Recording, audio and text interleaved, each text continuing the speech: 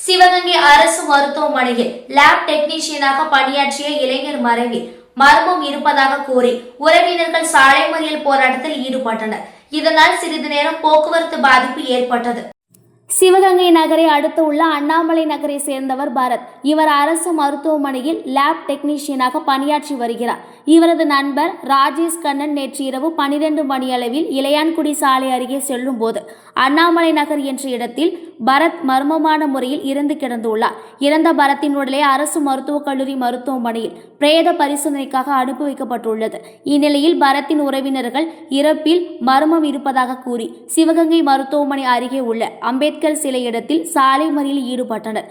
இதனை அடுத்து சம்பவ இடம் வந்த உயர் காவல் அதிகாரிகளுடன் நடத்திய பேச்சுவார்த்தையில் விசாரணை மேற்கொண்டு ஒரு வாரத்தில் குற்றவாளியை கைது செய்யப்படும் என உறுதியளித்ததை தொடர்ந்து போராட்டத்தை கைவிட்டு பரத்தின் உடலை பெற சென்றனர்.